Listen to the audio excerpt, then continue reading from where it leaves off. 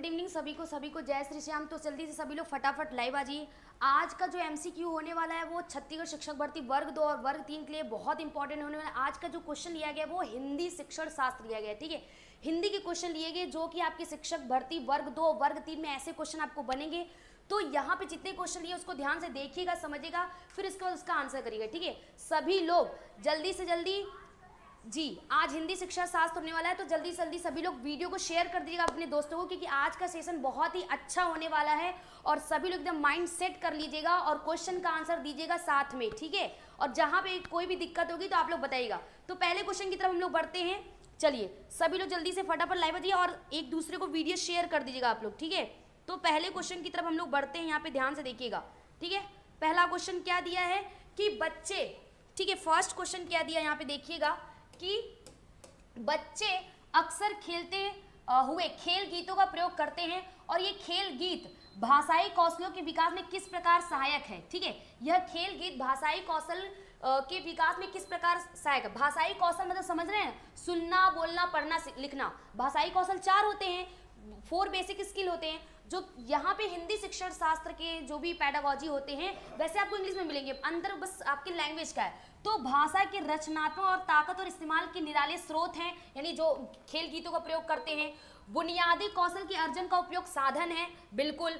बुनियादी कौशल समझ रहे हैं, बुनियादी कौशल आपके सुनना बोलना होगा। तो खेल गीत में खेलेंगे भी बच्चे और बोलेंगे भी, सुनेंगे भी। बालकों की ऊर्जा को बाहर लाने में अद्भुत भूमिका निभाते हैं, बिल्कुल। तो क्या हो जाएगा, जल्दी सभी लोग आंसर करिएगा। बहुत बढ़िया, अमित जी ने डी बताया हुआ है, सरिता जी, ईश्वर जी, नगमा जी, बहुत बढ़िया, बिल्कुल। शिल्पी जी करेक्ट है, Sangeeta G D, Sangeeta ma'am ने हिंदी में ही आंसर दिया, बहुत बढ़िया। महरम जी ने फर्स्ट का डी बताया हुआ है, कंचन जी, ललिता जी, बहुत बढ़िया। सभी लोग फटाफट आंसर करते चलिएगा आप लोग जी। तो बेशक करेक्ट है। तो बच्चे अक्सर खेलते खेल गीतों को मतलब खेल गीतों का प्रयोग करते हैं, यानी खेलते वक्त और गाना भी गाते रहते हैं जो कि खेल से रिलेटेड होता है। तो basic option A B C तीनों ही करेक्ट है, तो इसका आंसर क्या हो जाएगा, ऑप्शन डी। अच्छा, एक आपको एक बात बताते हैं कि हिंदी पैडागॉजी में अक्सर ये 80% देखा गया है कि जब भी पैडागॉजी क्वेश्चन आते हैं तो उपरोक्त सभी वाले ज्यादा सही होते हैं। जब आपको न समझ में आए ऑप्शन, तब वहां पे जैसे 2 ऑप्शन करेक्ट हो रहा है, एक नहीं समझ आ रहा, तब आपको वहां उपरोक्त सभी लगा देना है। तो यहाँ पे क्या हो जाएगा, भाषा के रचनात्मक ताकत और इस्तेमाल के निराले स्रोत हैं, बुनियादी कौशल के अर्जन का उपयोगी साधन है, बालकों की ऊर्जा को बाहर निकालने में अद्भुत भूमिका निभाता है। तो ऑप्शन डी हो जाएगा करेक्ट आंसर। सभी लोगों ने सही बताया, ठीक है। सभी को गुड इवनिंग, सभी को जय श्री श्याम। तो सभी लोग जल्दी से फटाफट लाइव आ जाइए, वीडियो को शेयर कर दीजिएगा आप लोग, क्योंकि आज हिंदी की क्लास होने वाली है और बहुत अच्छी क्लास होने वाली है। क्वेश्चन को बिना पढ़े जल्दीबाजी नहीं करना है, किसी का ट्रेन नहीं छूट रहा है, ना मेरा छूट रहा है, ना आपका छूट रहा है। अगला क्वेश्चन है, बालक द्वारा किसी वस्तु को उत्सुकता से देखे जाने पर आपसे भी इसी प्रकार की अपेक्षा रखता है, बिल्कुल। बालक द्वारा किसी वस्तु को उत्सुकता से देखे जाने पर आपसे भी इसी प्रकार की अपेक्षा रखता है बालक, तो आपको अपेक्षा को पूरा करना चाहिए। यानी अगर बच्चा किसी वस्तु को उत्सुकता से देख रहा है तो वो टीचर से भी यही अपेक्षा करता है। तो हमने हमेशा बताया है कि एक कक्षा में जितना योगदान बच्चों को होता है, अगर 100% बच्चे अपना दे रहे हैं तो टीचर को भी 100% देना पड़ता है, ध्यान रखिएगा। तो आपको अपेक्षा को पूरा करना चाहिए, ये तो 110% करेक्ट बात है। आपको उपेक्षा करनी चाहिए, उपेक्षा मतलब इग्नोर करना चाहिए। आपको साथ के बालकों को दिखाने के लिए कहना चाहिए, साथ के बालकों को दिखाने के लिए, सबको नहीं बोल रहा है। और कौशल विकास में इसकी कोई भूमिका नहीं होती। जल्दी से आंसर करिएगा सभी लोग, बहुत बढ़िया। श्री भागवत जी राधे राधे आपको भी, बिल्कुल। आंसर करते चलिएगा आप लोग फटाफट, सभी लोग समझते हुए। दूसरे का ए, बिल्कुल आंसर करते चलिए आप लोग। शिवम जी ए, हिना जी ने बताया है, पार्वती जी, अमित जी, अमरपाल जी, लक्ष्मीकांत जी, नगमा जी, बहुत बढ़िया। फास्ट से आप लोग आंसर करते चलिएगा, स्पीड में, बिल्कुल सभी लोग सही आंसर कर रहे हैं, बहुत बढ़िया। गौरी जी ए, उमा पटेल जी, ममता जी, वैभव जी, सरिता जी, तो बिल्कुल ये सही बात है भाई, ये 100% करेक्ट, दैट इज करेक्ट। यानी कि अगर बालक द्वारा किसी वस्तु को उत्सुकता से देखे जाने पर आपसे भी इस प्रकार की अपेक्षा रखता है कि आप भी उसे उतनी उत्सुकता से देखें, तो आपको अपेक्षा को क्या करना चाहिए, एक शिक्षक होने के नाते आपको बालकों की अपेक्षा पूरी करनी चाहिए, ना तो उपेक्षा करनी चाहिए। आपको साथ के बालकों को दिखाने के लिए कहना चाहिए, जो साथ के बालक है, सभी को नहीं बोल रहा है ये। और कौशल विकास में इसकी कोई भूमिका नहीं होती। तो जितना अगर बच्चे अपना योगदान दे रहे हैं तो शिक्षक को तो पूरा योगदान देना ही देना चाहिए, ठीक है। अगले क्वेश्चन की तरफ बढ़ते हैं, क्वेश्चन नंबर 3। सभी लोगों ने सही आंसर दिया है, बिल्कुल। कोमल दास जी गुड इवनिंग आपको भी। तो अगला क्वेश्चन, ये क्वेश्चन बहुत अच्छा है। शिशु को भाषा हासिल करने और उत्पादन करने में सक्षम बनाती है। शिशु को भाषा हासिल करने यानी भाषा सीखने में। अब शिशु की बात किया है तो दिमाग लगाइएगा, शिशु है, बच्चा है। बच्चे भाषा कैसे सीखते हैं? नॉम चमस की, याद रखिएगा। तो शिशु को भाषा हासिल करने और उत्पादन करने, उत्पादन मतलब भाषा का प्रयोग करने की बात किया है, करने में सक्षम बनाती। क्या? शारीरिक क्षमता। शारीरिक क्षमता से भाषा को हासिल किया जाएगा और फिर उसको यूज करेगा। भाषा अधिग्रहण उपकरण यानी एलएडी, ठीक है, एलएडी ही नया, एलएडी के द्वारा बच्चे भाषा सीखते हैं और इसी के द्वारा वो भाषा का प्रयोग करते हैं। बाकी औपचारिक परिवेश, क्योंकि शिशु है, शिशु भाषा को सीखते हैं कैसे? अनौपचारिक होगा। भाषा कैसे सीखेंगे? वो अनौपचारिक होगा। और यहाँ समृद्ध परिवेश की बात क्या है? देखिए, समृद्ध परिवेश में आप बच्चा अलग अलग चीजें सीख सकता है, लेकिन यहाँ कह रहे हैं ना भाषा को हासिल करने यानी भाषा सीखता है और फिर उसका प्रयोग भी करता है। तो आंसर करिएगा। बहुत बढ़िया, राम कुमार जी, इवनी जी, विवेकानंद जी, ललिता जी, श्री भागवत जी, बहुत बढ़िया, करेक्ट है। प्रदीप जी, सत्यवती जी, शिवम जी, बिल्कुल। जल्दी से सभी लोग आंसर दीजिए। बहुत बढ़िया, बी। देखिए ब्रिजेश जी ने डी का है। अब ब्रिजेश जी थोड़ा ध्यान रखिएगा, समृद्ध परिवेश जब शुरुआती टाइम में बच्चा सीखता है, स्टार्टिंग में जब यहाँ पे बोला ना कि भाषा को हासिल करने, भाषा हासिल करेगा, भाषा सीखेगा और फिर उसकी तरह भाषा का प्रयोग भी करेगा। तो बेसिकली समृद्ध परिवेश की बात करें तो समृद्ध परिवेश में मतलब जो भाषा सीखने के अलग अलग साधन आ जाएंगे, लेकिन जो सीखना होगा वो किसके द्वारा होगा? भाषा अधिग्रहण उपकरण यानी language acquisition device. Option B हो जाएगा हमारा करेक्ट आंसर। बहुत बढ़िया जी, Nagma ji, B is right answer, correct है, बिल्कुल।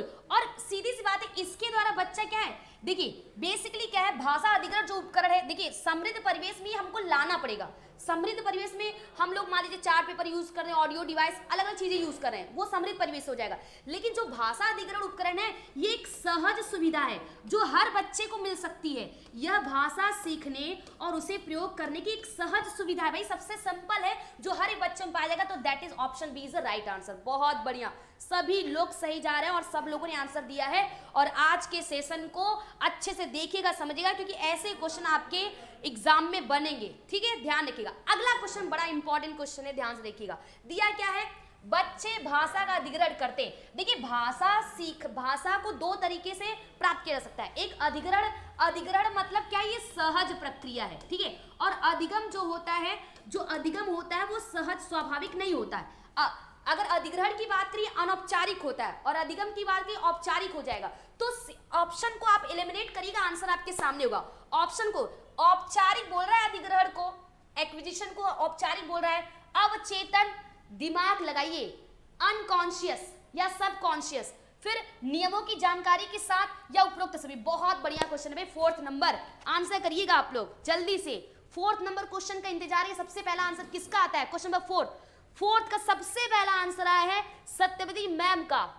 और बहुत बढ़िया, हिना जी, राहुल जी, 4th का भी। शिल्पू मैम ने डी बता दिया है, चलिए कोई बात नहीं, बिल्कुल। शिवशंकर जी, अरे भाई अधिग्रहण है। अब अधिग्रहण, भाषा अधिग्रहण मतलब भाषा आप अपने आप सीखेंगे। बच्चे का जन्म होता है, अपने आप वो भाषा को सीखता है, ना चाहते वो चेतन अवस्था में नहीं होता। वो ये नहीं सोचता कि मुझे ये वाक्य सीखना है, ये शब्द सीखना है, ये मुझे ग्रामर की रूल सीखना है, ऐसा कुछ नहीं, वो अपने आप होता है। तो बेसिकली नियमों की जानकारी के साथ, अगर नियमों की जानकारी की बात करें औपचारिक हो जाएगा, औपचारिक और नियमों की जानकारी के बाद ये अधिगम हो जाएगा। तो हमने आपको इंग्लिश में भी पढ़ाया हुआ है कि जो लैंग्वेज एक्विजिशन है वो एक नेचुरल प्रोसेस है, एक सबकॉन्शियस अनकॉन्शियस प्रोसेस है, जबकि लर्निंग यानी अधिगम में क्या हो जाएगा, वो आपका कॉन्शियस हो जाएगा। बच्चे भाषा को अधिग्रहण करते हैं, भाषा को अर्जित करते हैं अपने आप, स्वाभाविक चिंतन मतलब चेतन अवस्था में नहीं, तो उनका दिमाग नहीं लगा रहता कि वो सीख रहे हैं। तो क्या हो जाएगा? सभी लोग बहुत बढ़िया, सब लोग सही आंसर दे रहे हैं और सबका आंसर करेक्ट जा रहा है। मेहरम जी बहुत बढ़िया, पुरचंद नायक जी ने भी बताया है, राम कुमार जी, सरिता जी, बिल्कुल यह एक अवचेतन रूप में है। ऑप्शन बी, अवचेतन बोले तो सहज, यानी कि ये एक क्या अनकॉन्शियस प्रोसेस है, यानी ये प्राकृतिक है। क्या हो जाएगा? एक तरह से प्राकृतिक हो जाएगा। सभी लोग करेक्ट आंसर दे रहे हैं, बहुत बढ़िया, option B is right answer. समझ में आ रहा है ना सबको? अगले क्वेश्चन की तरफ बढ़ते हैं। अगला क्वेश्चन यहाँ पे दिया है, चलिए बिल्कुल। स्कूल जाने से पहले बच्चे भाषाओं को सुनने बोलने के साथ, बच्चा स्कूल में जाता है, स्कूल में जाने से पहले वो सुनता बोलता तो है ना, भाषा अर्जित अधिग्रहित तो किया है ना। तो स्कूल जाने से पहले बच्चे भाषाओं को सुनते बोलने के साथ साथ पढ़ सकते हैं, लिख सकते हैं, रट सकते हैं, समझ सकते हैं। अब पढ़ना लिखना ये आपका द्वितीयक में आ जाएगा। पढ़ना लिखना ये क्या है आपका, ये द्वितीयक कौशल में आ जाएगा, द्वितीयक कौशल में आ जाएगा, जो कि औपचारिक से रिलेटेड है, जो कि क्या औपचारिक से रिलेटेड है। और ये किससे रिलेटेड है, ये विद्यालय से रिलेटेड है। जब बच्चा स्कूल में जाता है तो पढ़ता और लिखता है। तो बताइए स्कूल जाने से पहले बच्चा सुनता, बोलता और क्या करता है? बिल्कुल, बहुत बढ़िया राहुल जी, बिल्कुल करेक्ट है। शिवशंकर जी, वेगेश्वरी जी, अनीता जी, पुनचंद जी, हिमांशु जी, कंचन जी, कोमल जी, ईश्वर जी, बहुत बढ़िया। दिलीप जी करेक्ट है, सब लोग सही जा रहे हैं, बिल्कुल दैट इज राइट आंसर। सब लोगों ने बताया है। क्या हो जाएगा वो, देखिए कहने का मतलब है वो जो सुन रहे हैं, वो जो बोल रहे, वो समझ रहे भली भांति। यानी अब अगर यही कह देता स्कूल जाने के बाद, तब स्कूल जाने के बाद पढ़ना लिखना आ जाता, स्कूल जाने के बाद पढ़ना लिखना आ जाता, बट स्कूल जाने से पहले वो सुनते हैं। यानी सुनना बोलना ये प्राथमिक है ना, सुनना बोलना ये क्या है, प्राथमिक है। और ये क्या है, बच्चा क्या करते हैं, समझ सकते हैं। ऑप्शन डी हो जाएगा करेक्ट आंसर। बच्चा क्या है, समझ सकता है। बहुत बढ़िया, सबको आंसर देना है और साथ में वीडियो को शेयर करते चलना है, ठीक है, वीडियो को शेयर करते चलना है, ध्यान रखिएगा। क्लियर है? अगले क्वेश्चन की तरफ बढ़ते हैं। क्वेश्चन नंबर 6, अच्छे क्वेश्चन है, ऐसे क्वेश्चन आपको देखने को मिलेंगे। मनुष्य ने शब्दों की खोज अपनी भावनाओं को उजागर करने के लिए की होगी। बिल्कुल, हम जो सोचते समझते हैं, हम चाहते हैं आप तक पहुंचाएं। कैसे पहुंचाएंगे भाई? अगर हम अक्षर का ही यूज करें, सिर्फ हम क बोल दें तो समझ जाएंगे क्या आप? नहीं, आपको शब्द बोलना पड़ेगा ना। शब्द देखिए, वाक्य से भी समझ में आता है, लेकिन वाक्य से पहले अगर आप शब्दों का यूज कर सकते हैं तो भी आप अपनी भावनाओं को उजागर कर सकते हैं, बता सकते हैं। सिर्फ जैसे आपको प्यास लगी, आपने सिर्फ प्यास बोल दिया तो भी लोग समझ जाएगा। तो यह कथन क्या है, असत्य है, सत्य है, निरर्थक, उपरोक्त में से कोई नहीं। 6वें नंबर क्वेश्चन का आंसर करिएगा आप लोग। राहुल मिश्रा जी मार्केट आए हैं, सब्जी लेते लेते देख रहे हैं, बहुत बढ़िया। आप लोग अलग है भाई, आप लोग अलग है। 6 का बी। रौनक जी बहुत बढ़िया, कंचन जी, श्री भागवत जी, छाया जी, बिल्कुल शिवशंकर जी, आंसर करते चलिए सभी लोग फटाफट, जल्दी जल्दी, स्पीड में आंसर चाहिए सबका। और जो लोग लाइव नहीं है वो लोग भी लाइव आ जाए भाई। बिल्कुल इमनीश जी, सगुन जी करेक्ट है, अभिषेक जी, मनीषा जी, शुभम जी, दिवाकर जी, सुमन जी, विंक्स गैलरी, बहुत बढ़िया, सब लोग सही जा रहे हैं। और सबका आंसर क्या है, करेक्ट है। ये पूर्णतः सत्य है, बिल्कुल सत्य है, ठीक है। मनुष्य ने शब्दों की खोज अपनी भावना उजागर करने के लिए की होगी, यह कथन अपने आप में एकदम सत्य है। आप सिर्फ शब्दों का प्रयोग करके भी आप अपनी भावनाओं को व्यक्त कर सकते हैं, इसमें कोई दो राय नहीं है। अगले क्वेश्चन की तरफ बढ़ते हैं। शब्द सीखना और शब्द भंडार का अर्जन, यानी आप वर्ड को सीखते हैं और आपके पास बहुत सारी शब्द भंडार है, ठीक है। तो यह क्या है, ये 3 वर्ष तक शुरू हो चुका होता है। शब्द सीखना, शब्द भंडार 3 वर्ष तक शुरू हो चुका होता है, या 10 वर्ष तक हो चुका होता है, या शब्द सीखना और शब्द भंडार का अर्जन आजीवन चलता रहता है, या उपरोक्त में से कोई नहीं। शब्द सीखना, शब्द भंडार एक तरह से विकास ले लीजिए भाई, विकास। अधिगम, अब पहली बात अधिगम है। अधिगम कैसे होता है भाई? अधिगम कब तक होता है? 2 साल से 4 साल तक, या जीवन पर्यंत सतत, कैसा होता है? जल्दी आंसर करिएगा। क्वेश्चन नंबर 7, सभी लोग आंसर करते चलिए। 7 नंबर क्वेश्चन का आप लोग, 7 का संतोष जी ने सी बताया है, हीना जी ने सी, ब्रिजेश जी सी, अमित जी सी, मेहरम जी सी, ओके, अवशेष जी, ओम जी, बहुत बढ़िया, कंचन जी, प्रीति जी, आंसर करते चलिए सभी लोग फटाफट, स्पीड में। अच्छे क्वेश्चन हैं और बारिश तो हो ही रही है, और साथ में आप लोग क्वेश्चन का आंसर भी करते रहिए, ठीक है जी। साधना जी करेक्ट है, जीवन पर्यंत, ठीक है। तो बेसिकली इंसान चाहे जितना भी बड़ा हो जाए, वो शब्द, नए शब्द, और वैसे भी अगर देखिए शब्द तो बदलते रहते हैं, अंग्रेजी वाले शब्द तो हमेशा बदलते रहते हैं। तो शब्द सीखना और शब्द भंडार का अर्जन, यह क्या है, ये लाइफ टाइम तक, ये जीवन पर्यंत, यानी ये सतत होता, आप लगातार सीखते रहते हैं और ये जीवन पर्यंत चलता रहता है, ठीक है। ये आपका जीवन पर्यंत चलता रहता है, यानी कि ऑप्शन सी हो जाएगा 100% सही आंसर। करेक्ट है, सब लोग समझ गए। चलिए अगले क्वेश्चन की तरफ बढ़ते हैं। अगला क्वेश्चन क्या दिया है, छोटे बालकों को, पहली बात क्वेश्चन पे जाया करें, छोटे बालकों को विभिन्न भाषाओं के अर्जन के लिए, ये अच्छा क्वेश्चन है। पता है इस पे मनोवैज्ञानिकों ने प्रयोग किया था, तब जाके ये कथन आया था।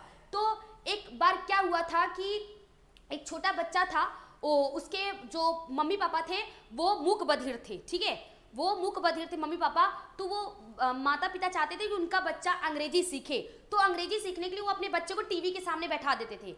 वो अंग्रेजी नहीं सीख पाया, बिल्कुल टीवी के सामने बैठा तो वो अंग्रेजी नहीं सीख पाया, तो ये तरीका तो गलत था, यानी ये तरीका निरर्थक था।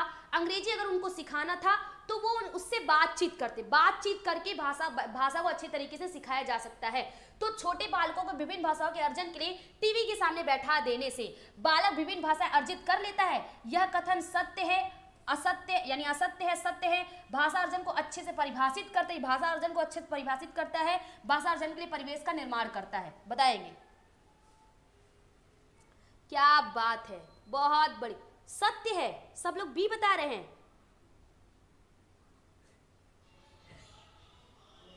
अच्छा, बारिश हुआ है, टमाटर का रेट, ओके, सब लोग 8वें का 20 सत्य है।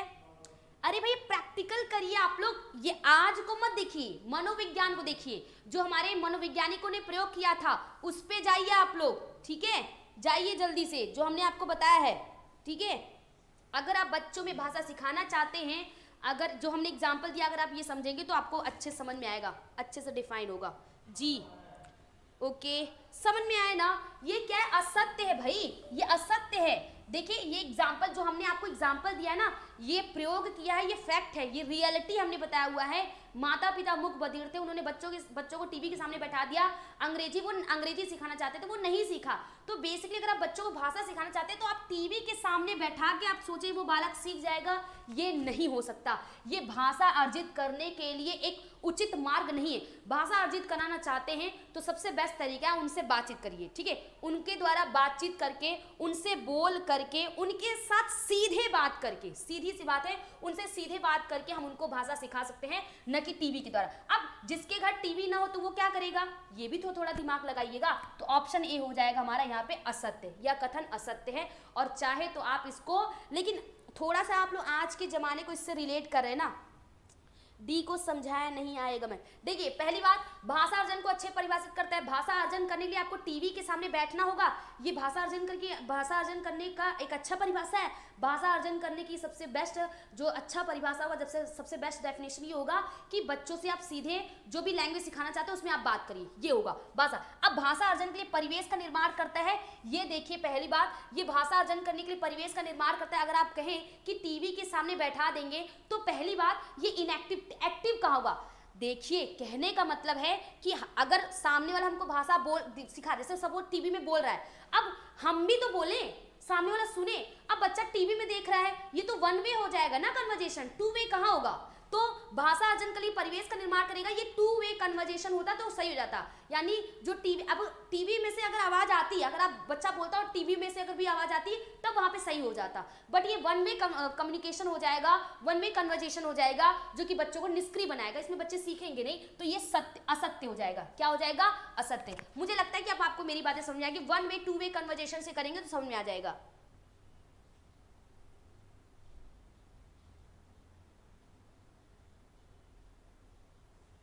चलिए बिल्कुल अभिषेक जी, अगले क्वेश्चन की तरफ बढ़ते हैं। भविष्य में शब्दों के सार्थक इस्तेमाल के लिए, ठीक है, भविष्य में शब्दों के सार्थक इस्तेमाल के लिए क्या करना चाहिए। भविष्य में शब्दों के सार्थक मतलब जो शब्द होंगे, यानी कि जैसे हमने आम बोला है या आपके सामने आम आया तो आम ही बोलिए, उसको इमली मत बोलिए। तो भविष्य में शब्दों के सार्थक इस्तेमाल के लिए जो वस्तु होंगी उससे रिलेटेड जो शब्द होगा उसी का प्रयोग करेंगे। शब्दों का बिंब से जुड़ना आवश्यक है, यानी जो शब्द होंगे उससे वो मतलब कि जैसे जो बिंब है, जो बिंब यानी जो वस्तु है वो वस्तु उस शब्द से मैच खाना चाहिए, बोला है। एक सक्रिय अनुभव द्वारा शब्दों को बिंब से जोड़ा जाना चाहिए, ये भी करेक्ट बात है। यानी जो बिंब वस्तु है और जो उससे रिलेटेड शब्द है वो एक सक्रिय अनुभव द्वारा जुड़ा हो। बिंब का निर्माण शारीरिक अनुभव द्वारा होता है। अब इसको भी थोड़ा ध्यान रखिएगा, जैसे बिंब का निर्माण शारीरिक अनुभव द्वारा होता है। मान लीजिए जो वस्तु है, जो विषय वस्तु है वो आपके शरीर से भी रिलेटेड हो सकती है, ध्यान रखिएगा। तो बताइएगा। राम कुमार जी, श्री भागवत जी, बहुत बढ़िया। दिलीप जी करेक्ट है, आंसर करते चलिए जी, बिल्कुल। ये समझ रहे ना सार्थक अर्थ का मतलब आप लोग। संगीता जी, इवनिश जी, महरम जी, ममता जी, बहुत बढ़िया। अमरपाल जी करेक्ट है, मनीषा जी, योगेश्वर जी, सब लोग सही बता रहे हैं, दैट इज करेक्ट। तो शब्दों का बिंब से जुड़ना आवश्यक है। एक अब थोड़ा सा जब क्वेश्चन आता है नेगेटिव पॉजिटिव माइंड में रखेंगे तो आपका आंसर हमेशा सही होगा, नेगेटिव पॉजिटिव को। तो एक सक्रिय अनुभव द्वारा शब्दों को बिंब से जोड़ा जाना चाहिए। एक सक्रिय अनुभव द्वारा बिंब को अनुभव द्वारा शब्दों को बिंब से जोड़ा ना जाना चाहिए। बिल्कुल, जो शब्द होंगे यानी जो विषय वस्तु उससे जो शब्द होंगे उसमें अनुभव आपके इन्वॉल्व होंगे। बिंब का निर्माण यानी जो वस्तु का निर्माण होगा वो शारीरिक अनुभव द्वारा भी होगा। तो ऑप्शन डी हो जाएगा यहाँ पे करेक्ट आंसर। ठीक है, ऑप्शन डी हो जाएगा करेक्ट आंसर। सभी लोगों ने सही बताया है। अगले क्वेश्चन की तरफ बढ़ते हैं। ठीक है, ध्यान रखिएगा। अगला क्वेश्चन है क्वेश्चन नंबर 10, देखिएगा ध्यान से। ठीक है, 10वां नंबर क्या है?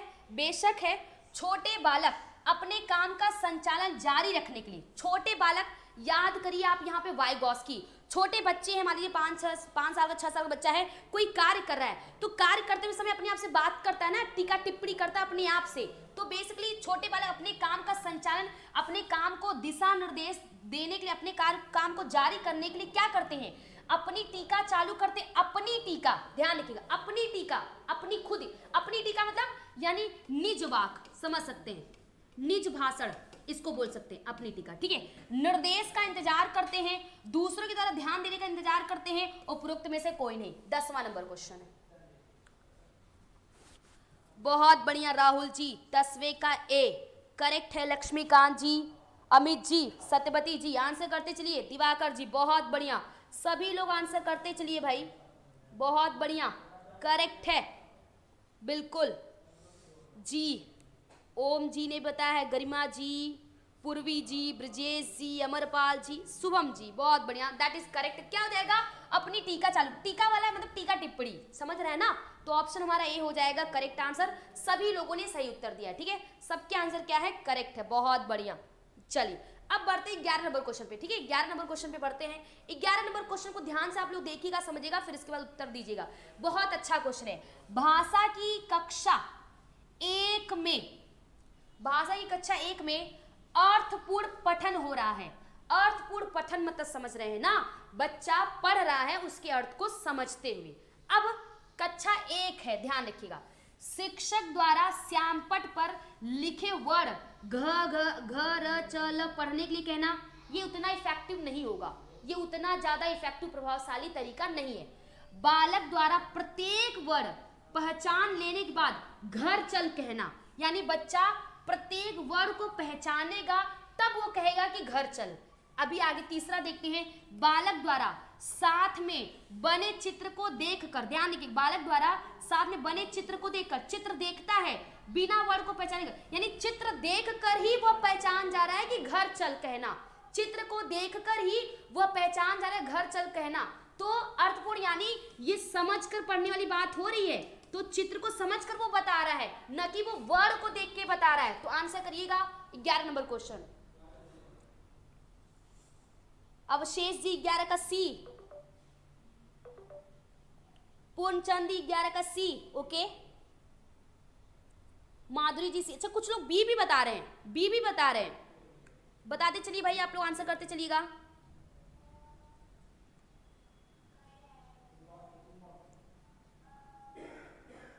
करेक्ट है, बहुत बढ़िया। देखिए इस पूर्वी जी, देखिए एक चीज याद रखिएगा, अगर बात करें अर्थपूर्ण पठन, अगर आप सपोज जैसे ये लाइन लिखा हुआ है, ठीक है, जैसे आप देख रहे हैं ना, कभी कभी आप पढ़ते रहते हैं जैसे शिक्षक द्वारा, तो जब पढ़ते रहते हैं तो जो अगला शब्द आता है उसको आप जब उस पे जाते हैं, उसको एक एक अक्षर पे ना ध्यान देके आप उसको ऑलरेडी समझ जाते हैं। यानी अगर हम बात करें अनुमानित, एक नाम याद रखिएगा, अनुमानित से रिलेटेड जो अर्थपूर्ण पठन होता है, यानी भाषा की कक्षा 1 में जो अर्थपूर्ण पठन होता है वो अनुमानित कौशल से रिलेटेड होता है। वो किससे रिलेटेड होता है? अनुमानित कौशल से। यानी कि अगर ध्यान, क्योंकि कक्षा 1 है, थोड़ा सा चित्र ही तो आएगा, थोड़ा सा यहां से भी कॉमन सेंस लगे, कक्षा 1 है, वो चित्र देखकर बिना वर्ड को पहचाने घर चल पढ़ना, यानी चित्र को देखकर वो समझ गए, क्योंकि कक्षा 1 है, याद रखिएगा, वो चित्र को देखकर समझ गया है। अब चित्र हो सकता है इस प्रकार होगा कि उसमें लिखा होगा कि घर चल, तो बेशक ऑप्शन सी हो जाएगा करेक्ट आंसर, क्योंकि कक्षा 1 है, भूलिए मत, ये कक्षा 1 है, ध्यान रखिएगा, ठीक है। मैम बिना वर्ड पहचाने कैसे? क्योंकि ये कक्षा 1 का बच्चा है ब्रजेश जी, और कक्षा 1 के बच्चों को वर्ड की पहचान बाद में करेंगे, पहले हम चित्रों के माध्यम सिखाते हैं। पहले हम सचित्र वर्णन करते हैं, फिर हम वर्ड पे जाते हैं। तो बेसिकली बालक द्वारा साथ में बने चित्र देखकर, वो चित्र देखकर वर्ड को नहीं पहचान रहा है, ठीक है, 1 साल का बच्चा भाई, वर्ड को पहचाने बगैर वो क्या करे, घर चल कहना। तो बेसिकली ये क्या, अर्थपूर्ण पठन। और याद रखिए कक्षा 1 में अर्थपूर्ण पठन का मतलब ये होता है अनुमानिक कौशल से रिलेटेड, यानी अनुमान लगाने से, ठीक है। समझ में आया? अभी क्लियर है ब्रिजेश जी, बताइए अभी क्लियर है जी? शिल्पू मैम करेक्ट है, पिक्चर देख के भी बच्चे क्या हैं, स्टोरी के बारे में बता लेते हैं। बहुत बढ़िया, समझ गए ना। और थोड़ा सा हमने बोला ना, क्वेश्चन को देखिए, कक्षा 1 है और 1 में तो चित्र तो सबसे ज्यादा इंपॉर्टेंट हो जाता है। अगला है पढ़ने का अर्थ है। यहाँ पे पढ़ने का अर्थ है अक्षरों को पहचानना, ध्वनियों का शुद्ध उच्चारण करना, या लिखे हुए को समझना, या अक्षरों को मिलाकर शब्द बनाना। पढ़ने का मतलब क्या है, हमने पढ़ा अक्षरों को पहचानना, हम पढ़ तो लिए लेकिन उसका मतलब ही ना समझ पाए तो वो पठन में नहीं आएगा, ठीक है।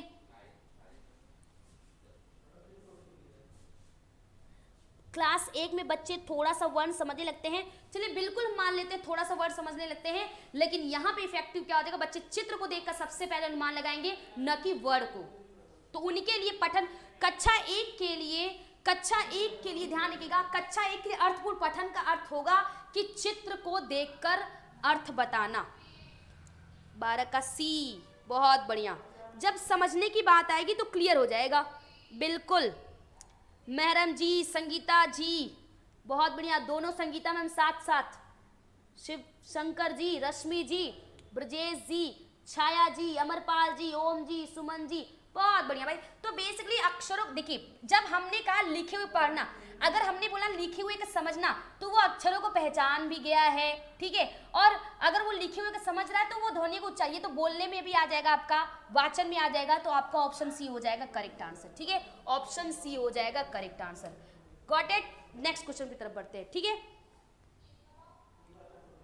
चलिए बिल्कुल अगले क्वेश्चन की तरफ बढ़ते हैं, ठीक है। अगला क्वेश्चन क्या है, कक्षा 2, ध्यान से देखिएगा, कक्षा 2 है के भाषा शिक्षक द्वारा बालकों द्वारा कही गई खास बात को सीधे श्यामपट्ट पर लिखने के लिए कहना। यानी कक्षा 2 के भाषा शिक्षक द्वारा बालकों द्वारा कही गई खास, बच्चे कुछ बोले होंगे, कही गई खास बात को, और जो बच्चों का बोलना होता है वो कुछ भी बोले वो खास तो होता ही है, खास बात को सीधे श्यामपट्ट पर लिखने के लिए कहना लेखन कौशल की दृष्टि से सही नहीं है। ओके, भाषा को समग्रता की दृष्टि से देखता है, यानी भाषा, यानी कहने का मतलब है बच्चा बोल रहा है फिर उसको श्यामपट्ट पर लिखा भी जा रहा है, यानी बोलना भी इंक्लूड है, श्यामपट्ट पर लिखा भी जा रहा है। और बच्चे हो सकता है उनको टीचर बच्चों से पढ़वाए भी, दूसरे बच्चों से। लेखन कौशल को शुद्ध बनाता है, ये लेखन कौशल को शुद्ध करने की प्रक्रिया है, या वर्डों को लिखकर पहचान करने का अभ्यास करा रहा है यहाँ पे, बताइएगा। एलिमिनेशन मेथड सबसे बेस्ट हो जाएगा, बहुत बढ़िया। श्री भागवत जी, पिछला क्वेश्चन का था, 13 का आंसर करिए। 13 का आंसर आ चुका है सबसे पहला लक्ष्मीकांत जी, बहुत बढ़िया लक्ष्मीकांत जी, करेक्ट है। आंसर करते चलिए आप लोग, बिल्कुल। नीलू सरोज जी, माधुरी जी, संगीता जी, ब्रजेश जी, सुमन जी, विनीत जी, विनय कुमार, बहुत बढ़िया भाई, करेक्ट है। सब लोग सही जा रहे हैं, और ऐसे ही हमको सीखना है, हम लोग सीखने आए हैं, ठीक है जी। सत्यवती मैम, और बेसिकली कक्षा 2 के भाषा शिक्षक द्वारा बालकों द्वारा कही गई खास बात को वो बोला भी है बच्चा, फिर उसको श्यामपट्ट पर लिखने के लिए कहा गया है, फिर अदर बच्चे भी वो देखेंगे। तो ये क्या है, ये भाषा को समग्रता की दृष्टि से देखता है। और अगर आप ऑप्शन में देखें, यहाँ A option, B option, D option नहीं होगा, ऑप्शन बी हो जाएगा करेक्ट आंसर, ठीक है। अब बढ़ते हम लोग अगले क्वेश्चन पे, 40 नंबर क्वेश्चन। बोलने की क्षमता में निम्नलिखित में से, ठीक है, बोलने की क्षमता में से निम्नलिखित में से कौन सी क्रिया शामिल है। बोलने की क्षमता में निम्नलिखित में से कौन सी क्रिया शामिल है। अर्थ की रचना करना, ये शामिल है। बोलने की क्षमता में निम्नलिखित में से कौन सी क्रिया, जब आप बोलते हैं तो उसमें अर्थ की रचना करना, सारे ऑप्शन पढ़िएगा तब बताइएगा। दृश्य प्रतीक तंत्रों द्वारा व्यक्ति, यानी दृश्य प्रतीक, यानी जो प्रतीक दिखाई दे ऐसे तंत्रों द्वारा आप बताएंगे, या विभिन्न स्मृतियों व इंद्रियां संप्रेषण के व्यक्ति, यानी विभिन्न स्मृतियों, यहां तक तो ठीक था, लेकिन यहाँ कह रहे हैं इंद्रियां संप्रेषण, यानी देखकर, बोलकर, सारी चीज, आंख कान नाक मुंह त्वचा सब आ जाएंगे ना। इंद्रिय संप्रेषण की अभिव्यक्ति यहाँ पे दिया है, और इंद्रिय संप्रेषण करना। 40 नंबर क्वेश्चन भी बहुत अच्छा है। 14 का सब लोग बी पे जा रहे हैं, दृश्य प्रतीक तंत्रों द्वारा अभिव्यक्ति, ओके। मतलब समझ रहे हैं, दृश्य प्रतीक ऐसे वही मतलब दिखाई दे लिखित रूप में लिखा हुआ। चलिए तो अब ये बताइए, अगर जो चीज अगर ऑप्शन दृश्य प्रतीक तंत्र ये आपका लिखित हो जाएगा, ठीक है, ये लिखित, और ये आपका क्रिया से रिलेटेड हो जाएगा, क्योंकि ये आपके इंद्रिय संप्रेषण है ना, इंद्रिय संप्रेषण, आप उसको बोल के भी आपके शारीरिक हाव भाव से भी अभिव्यक्ति कर सकते हैं। 14 का देवेंद्र जी ने, ओके देवेंद्र मैम ने सी बताया है, नंदिनी जी ने सी, अजय जी सी, धानेश जी सी, विवेकानंद जी सी, बिल्कुल आंसर करते चलिए आप लोग, बहुत बढ़िया। और एक चीज ये भी थोड़ा ध्यान रखिएगा, क्या आप विभिन्न स्मृति जो इंद्रिया संप्रेषण होता है, जो आप इंद्रियों के माध्यम से अगर आप अपनी अभिव्यक्ति करते हैं, आप कन्वर्जेशन करते हैं, कम्युनिकेशन करते हैं ना, वो आपकी स्मृति में हो जाता है, ये आपका स्थायी रूप में भी हो जाता है, ये भी ध्यान रखिएगा, ये आपका स्थायी रूप में भी हो जाता है। तो सब लोगों ने सी बताया है, बहुत बढ़िया, करेक्ट है, सभी लोगों का आंसर सही है, ठीक है, बिल्कुल। इंसान अपने आसपास की दुनिया को देखता है, सूंघता है, छूता है, बोलता है, समझता है, तो ऑप्शन सी हो जाएगा यहाँ पे करेक्ट आंसर, ठीक है। अगले क्वेश्चन की तरफ बढ़ते हैं। अगला क्वेश्चन है, बालकों में अभिव्यक्तात्मक कौशल के विकास के लिए आवश्यक है, यानी बच्चों में अभिव्यक्तात्मक कौशल, अभिव्यक्तात्मक कौशल क्या क्या हो जाएगा भाई बताइएगा, जिसमें वो क्या करेगा, बोलेगा, ठीक है, और लिखेगा। तो बेसिकली आपको बताना है बालकों के विकास में अभिव्यक्तात्मक कौशल, इंद्रिय संप्रेषण को आधार बनाना, इंद्रियों के माध्यम से आप अभिव्यक्ति कर सकते हैं, समझ को आधार बनाना, समझ के आधार पे कर सकते हैं, अनुभव के आधार पर आप अभिव्यक्ति कर सकते हैं, या उपरोक्त सभी। 15 नंबर क्वेश्चन का आंसर आप लोग करिएगा। 15 का कंचन मैम, बहुत बढ़िया, आंसर करते चलिएगा आप लोग। 14 का पिछला देखिए, इंद्रिय संप्रेषण करना, इंद्रिय संप्रेषण मतलब आप इंद्रियों के माध्यम से आप कम्युनिकेशन करेंगे, छू कर, देख कर, सूंघ कर, सुन कर, और यहाँ पे विभिन्न स्मृतियां व इंद्रिय संप्रेषण की अभिव्यक्ति है, यहाँ पे इससे थोड़ा मैच कर जाएगा, ठीक है।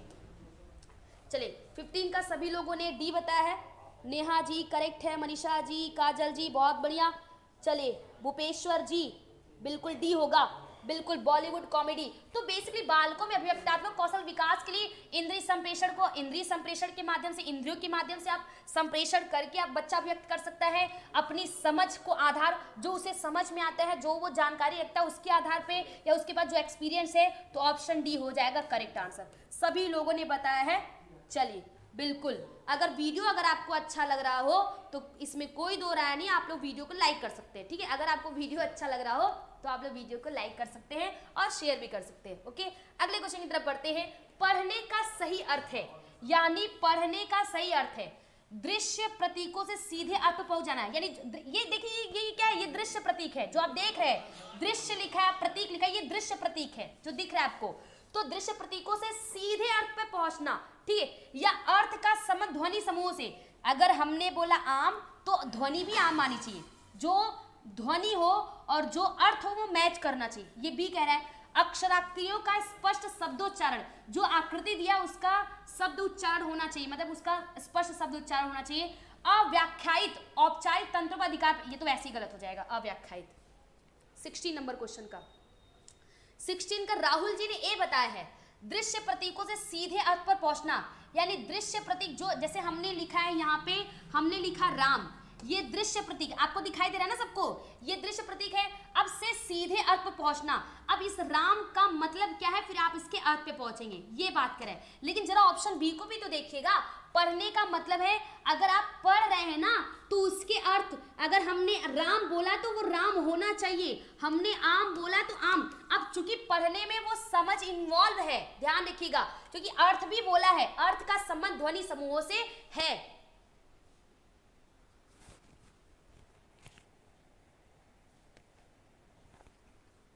सब लोग ये बता रहे हैं,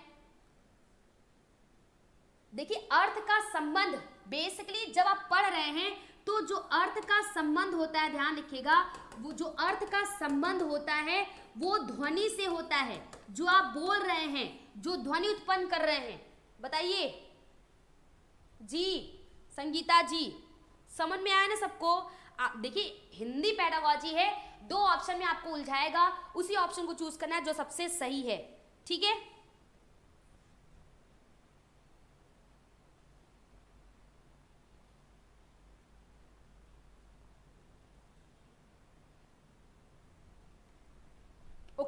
चलिए बहुत बढ़िया जी, राघवेंद्र जी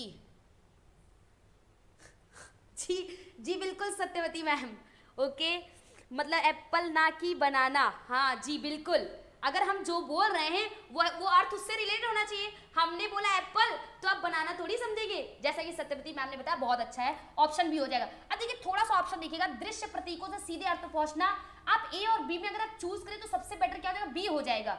यहाँ कह रहे हैं दृश्य प्रतीक, जो लिखित हुई चीज है उससे आप अर्थ पे पहुंचेंगे, लेकिन जो अर्थ है उसका संबंध ध्वनि से होगा तो वो ऑटोमेटिक वो दृश्य प्रतीक से हो ही जाएगा, वो ऑटोमेटिक हो जाएगा। अरे भाई जो ध्वनि निकल रही है और उसका जो अर्थ निकल रहा है वो उसके दृश्य प्रतीक से तो ऑलरेडी मैच खाएगा ही खाएगा ना जी।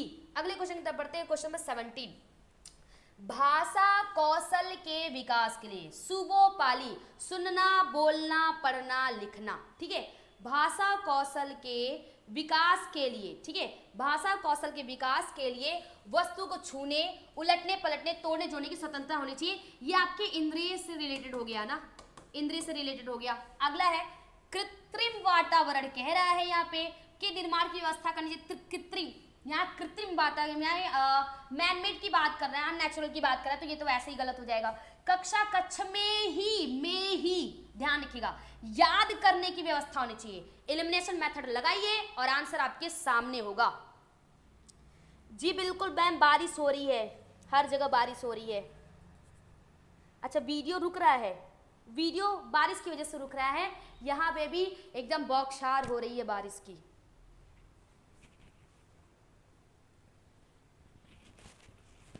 आंसर करिए आप लोग, बहुत बढ़िया, 17 का ए। दुर्गा साहू जी ने बी बताया है, ये बी कृत्रिम वातावरण के निर्माण के, भाषा कौशल के लिए आप कृत्रिम मत करिए भाई, प्राकृतिक वातावरण जो बेस्ट होगा, हमारा मन यही कहता है ना, प्राकृतिक वातावरण का निर्माण जी। अगर एलिमिनेशन मेथड लगाएंगे, याद करना निगेटिव हो जाएगा, कक्षा कक्ष में ही पठन की व्यवस्था होनी चाहिए, ये तो फिर गलत बात हो जाएगी। आप कृत्रिम वातावरण की निर्माण की व्यवस्था नहीं भाई, आप पहले प्राकृतिक वातावरण करिए, प्राकृतिक वातावरण जिसमें बच्चा बोल सुन सके, कृत्रिम बाद में करिएगा। तो बेसिकली अगर भाषा कौशल की बात है, वस्तु को छूने, उलटने, पलटने, तोड़ने, जोड़ने की स्वतंत्रता होनी चाहिए, ये हो गया ना, ये प्राकृतिक की बात कर लिया है, तो ऑप्शन आपका क्या हो जाएगा, ए हो जाएगा, जैसा कि आप लोग बता रहे हैं जी।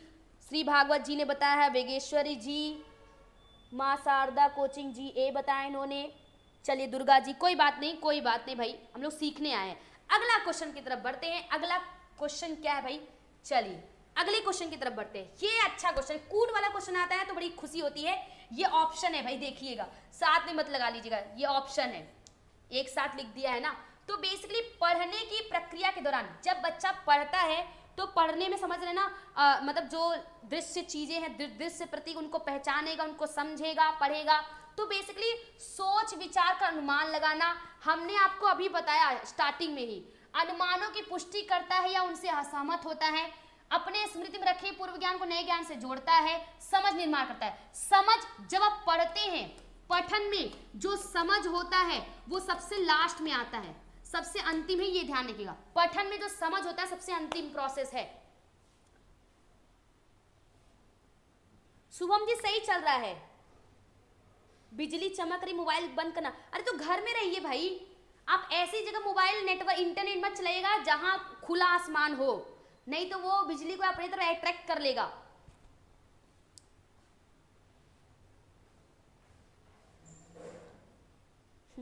जी राहुल जी बिल्कुल, 18 का ए, बहुत बढ़िया। अमरपाल जी ने डी बताया। देखिए हम आपको एक चीज, हम आपको यहाँ पे एक्सप्लेन भी कर देंगे, पहले आप लोग आंसर करिएगा।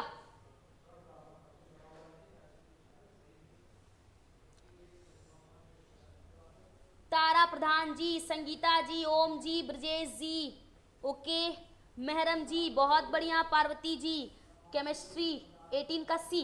अब देखिए कैसे करते हैं, ये नोट कर लीजिए, सेट कर लीजिए दिमाग में। आप पठन, पढ़ने की प्रक्रिया कैसे आप पढ़ते हैं आज जान लीजिए कैसे पढ़ते हैं। तो जैसे सपोज हमने लिखा, यहाँ देखिएगा, एग्जाम्पल लिखते हैं, राम खाना खाता है।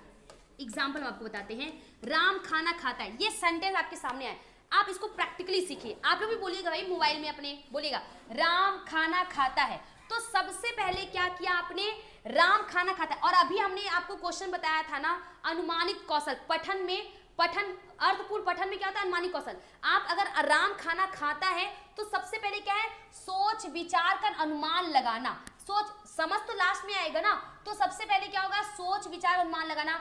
फिर यानी जो आप पढ़ रहे हैं, जो आपको दृश्य चीजें दिख रही है, जैसे आपने बोला ना राम खाना खाता है, इसको आपने देखा, सोचा, इसमें विचार किया, अब इस पे आप अनुमान लगा रहे हैं। फिर अनुमानों की पुष्टि करते हैं, उनसे असहमत हो। अब जो ये लिखी हुई चीजें, जो आप इससे ध्वनि, जो लिखित हुई चीजें हैं, जो आप इसको पढ़ रहे हैं, क्या इससे मैच कर रहा है, नहीं कर रहा है, आप ये चेक करेंगे। फिर अपनी स्मृति में रखे पूर्व ज्ञान को नए ज्ञान जोड़ेंगे। अब आप राम पढ़ रहे, खाना खाता, ये जो अक्षर लिखा है इसके बारे में ऑलरेडी पहले जानते हैं, शब्द के बारे में जानते हैं, शब्द से वाक्य बनाना जानते हैं, आप उसका यूज करेंगे और लास्ट में आप समझ जाएंगे कि राम खाना खाता है। दैट इज समझ निर्माण करना। और ऐसे याद रखिएगा, पढ़ने में, पठन में जो समझना होता है वो सबसे लास्ट प्रोसेस होता है। यानी अगर आप पढ़ रहे हैं, आप अक्षरों की पहचान करेंगे, फिर उससे अर्थ का जो उससे ध्वनि निकलती है उससे मैच कराएंगे, आप अपने पूर्व ज्ञान से जोड़ेंगे, और अगर लास्ट में समझ जाएंगे कि क्या लिखा हुआ है, तो वो हो जाएगा क्या, आपका पढ़ने की प्रक्रिया का अंतिम चरण, यानी समझ। तो हमारा ऑप्शन ए बी सी, सीधा ए बी सी डी, ये आपका सीधे में ही आंसर दिया हुआ है। तो कौन सा ऑप्शन हो जाएगा भाई, बताइए जल्दी जल्दी आप लोग, क्योंकि पहला तो समझ वाला डी में ही आएगा। अगर डी में देखो तो यहाँ पे आया, ऑप्शन ए हो जाएगा हमारा करेक्ट आंसर। ठीक है, ए बी सी डी जी, लाइन से ही लिखा है, बड़ी अच्छी बात है, लाइन से। तो नोट करिएगा, अनुमान लगाना, पहला क्या होगा, अनुमान, फिर पुष्टि। आप शॉर्ट में समझ सकते हैं, आप क्या करेंगे, अनुमान लगाएंगे, फिर पुष्टि करेंगे, सहमत है या नहीं करेंगे, फिर आपको क्या है, पूर्व ज्ञान से रिलेट करना है। ठीक है, पूर्व ज्ञान से रिलेट करना, और लास्ट में आपका अंडरस्टैंडिंग होगा, यानी समझ होगा लास्ट में। ठीक है, तो बढ़ते हैं इसी के साथ हम लोग अगले क्वेश्चन पे। शब्द समूहीकरण पठन शैली का अंतिम चरण है। शब्द समूहीकरण पठन, यानी शब्दों को समूह में रख के पढ़ना। पहले तो अक्षर पढ़ते हैं, फिर अक्षरों से शब्द बनाते हैं, शब्द से वाक्य, तो वही तो बोला ना, शब्द समूहीकरण पठन, यानी शब्दों को समूहों में रख के यानी वाक्य पढ़ना। पठन शैली का अंतिम चरण है।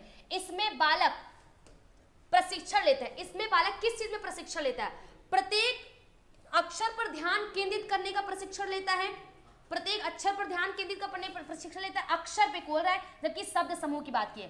प्रत्येक शब्द पर ध्यान केंद्रित करने का, या शब्दों के एक समूह से दूसरे समूह को पढ़ेगा, क्योंकि शब्द समूहीकरण पठन यानी वो एक सेंटेंस पढ़ रहा है, वो वाक्य पढ़ रहा है। ठीक है, वाक्य पढ़ रहा है तो उसका ध्यान एक वाक्य से दूसरे वाक्य पर ही होगा, ध्यान रखिएगा। और ये अंतिम चरण है भाई, पहले आप अक्षर पढ़ते हो, फिर शब्द पर ध्यान देते हो, जब अक्षर शब्द से आप वाक्य बना लेते हो, जब वाक्य पे अच्छी पकड़ हो जाती है, तो आप जब पढ़ते हो सरसरी तरीके से, एक वाक्य पढ़ के दूसरा वाक्य पढ़ के तीसरे वाक्य पे आते हो। तो आंसर करिएगा आप लोग, हीना जी 19 का सी।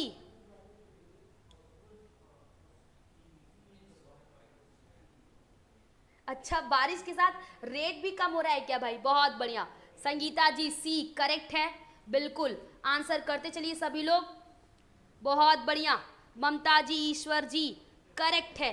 और वीडियो को अगर लाइक करना हो तो कर दीजिएगा आप लोग। दुर्गा जी 19 का सी, वनीश जी बहुत बढ़िया, गौरी जी, महरम जी, हुलास जी, सरिता जी, बॉलीवुड, नीलू जी, लीला जी, सत्यवती जी, सब लोग करेक्ट है भाई। बेसिकली समझ, ये बात समझ गए ना, ये शब्द समूहीकरण पठन है, यानी आपको अक्षर का ज्ञान हो गया। जब तक आप अक्षर तक ज्ञान सीमित था तो आप एक एक अक्षर पे फोकस करते थे, जब आपको शब्द का आ गया तो आप एक शब्द पे फोकस करोगे, अब वाक्य आ गया तो वाक्य पे फोकस करोगे। जब आप पढ़ते हो स्टोरी तो एक वाक्य से दूसरे वाक्य पे आते हो, तो वैसे शब्दों के एक समूह से दूसरे समूह को पढ़ने का यहाँ पे प्रशिक्षण लेता है। शब्द समूह पठन कौशल का अंतिम चरण है, जिसमें बालक शब्दों के एक समूह से दूसरे समूह को, यही तो होता है, पहले अक्षर, फिर शब्द, फिर वाक्य का समूह हो जाएगा। तो ऑप्शन सी हो जाएगा करेक्ट आंसर।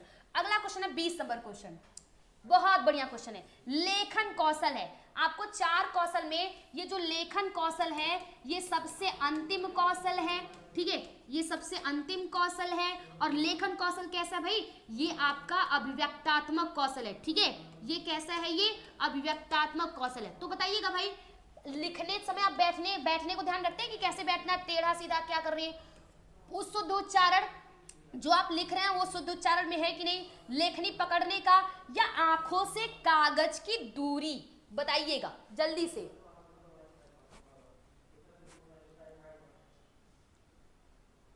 ट्वेंटी का ए, बैठने को चाहिए। अरे भाई लेखन कौशल संबंधित नहीं है। बैठना, लिखते वक्त बैठना भी तो ध्यान रखना पड़ता है। कैसे भाई, जल्दी बताइए।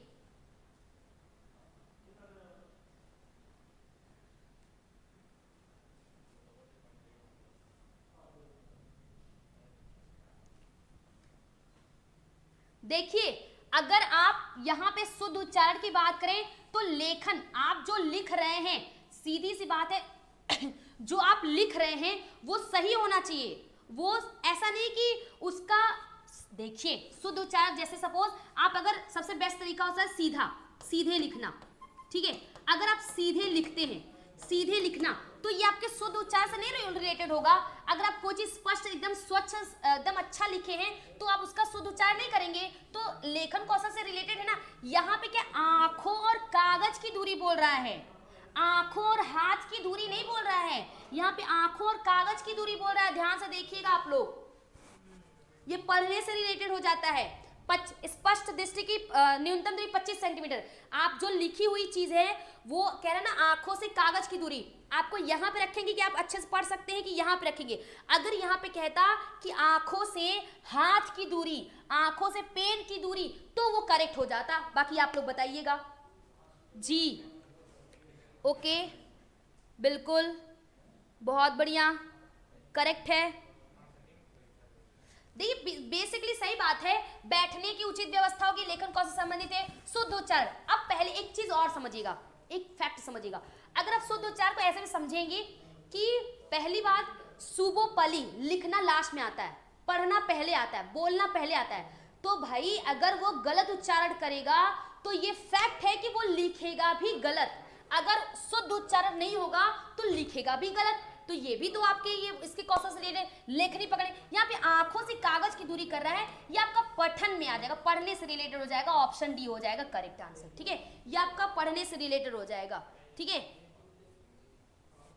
मैम देखेंगे तभी तो लिखेंगे, ये कौशल है भाई। शुभम जी बिल्कुल करेक्ट बात है, देखेंगे लिखेंगे, यहाँ लिखना इन्वॉल्व है।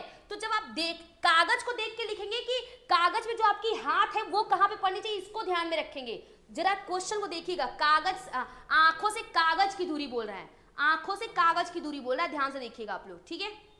चलिए, समझ गए आप लोग। अगर यहीं पे लिख देता आंख और हाथ के बीच समन्वय, ठीक है, समन्वय, तो ये पॉजिटिव हो जाता, तब ये लेखन कौशल से रिलेटेड हो जाता। तो आपका ऑप्शन डी हो जाएगा करेक्ट आंसर, ठीक है। अगले क्वेश्चन की तरफ बढ़ते हैं। अब क्वेश्चन का लेवल थोड़ा हम बढ़ाते हैं, ठीक है। क्वेश्चन का लेवल हम थोड़ा बढ़ाते हैं और आप लोग भी अब थोड़ा सोच विचार के आंसर करिएगा, ठीक है। बालकों का इम्तिहान क्यों लें, बताइए भावी शिक्षक आप लोग हैं, बालकों का इम्तिहान परीक्षा क्यों लें, बालक क्या कर सकते हैं यह जानने के लिए आप परीक्षा ये लेते हैं ना, इसलिए लेते हैं कि बालक क्या कर सकता है। आप परीक्षा किस लिए लेते हैं, ताकि आप ये जान सके बच्चा क्या, उसके अंदर क्या काबिलियत है करने की, पहचानने के लिए, या बालक कितना सीखे यह जानने के लिए आप परीक्षा लेंगे। ये समझ रहे हैं ना, ये योगात्मक आकलन से रिलेटेड हो जाएगा, ये योगात्मक आकलन से रिलेटेड हो जाएगा। चलिए, यह अधिगम के बाद किया जाने वाला अनिवार्य है, यानी बालकों के इम्तिहान अधिगम के बाद, अधिगम के बाद समझना ना, ये भी योगात्मक की बात कर, रचना अधिगम के दौरान नहीं बोल रहा है, या उपरोक्त सभी। बताइए भाई, चूज करिए 21 नंबर क्वेश्चन। बहुत बढ़िया, उड़ान माय ड्रीम्स, इन्होंने 21 का भी बता दिया। बालक कितना सीखे ये जानने के लिए आप इसलिए उनका परीक्षा लेते हैं ना भाई ना, ये योगात्मक से रिलेटेड हो जाएगा। अरे भाई आपको ये चूज करना है, ये रचनात्मक से रिलेटेड होना चाहिए, यानी बच्चे कैसे सीख रहे हैं, ठीक है, कैसे सीख रहे हैं, ठीक है, या क्या कर सकते हैं, उनकी अंदर क्षमता कितनी, इसको पता लगाने के लिए भाई जी। 21 का डी, उपरोक्त सभी। चलिए, अभी आंसर सबके चेंज हो गए क्योंकि एक्सप्लेनेशन दे दिया गया है। सब लोग डी पे, बहुत बढ़िया। चलिए, कोई तो हो जो ऑप्शन ए कह दे, D, Nakul ji D, Mahram ji D, सब लोग डी, बहुत सही भाई, डी पे जा रहे हैं, बताया गया है। चलिए, डी डी डी, सब लोग डी, किसका डी। चलिए, और कोई बताएगा जी। अभी संगीता मैम ने 21 का ही बताया जी, ओके। गौरी जी, शुभम जी, सभी कैसे होगा भाई? देखिए हम बालकों का परीक्षा क्यों लेते हैं? देखिए आकलन की बात करें, यहाँ पे टॉपिक आपका आकलन से ही चलेगा, थोड़ा ध्यान रखिएगा। आकलन दो होते हैं, एक रचनात्मक होता है और एक योगात्मक होता है, ठीक है। तो योगात्मक बेटर नहीं होता, रचनात्मक सही होता है। तो बेसिकली यह अधिगम के बाद किया जाना, यानी बालकों, यहाँ पे इम्तिहान मतलब वो एग्जाम मत लीजिएगा जो परीक्षा कराया जाता है, यानी यहाँ इम्तिहान में कक्षा में भी आप चेक कर सकते हैं ना, ये कक्षा के दौरान भी हो सकता है, रचनात्मक भी तो हो सकता है। तो अधिगम के बाद किया जाना अनिवार्य चरण है, ऐसा नहीं है, अधिगम के दौरान भी हो सकता है।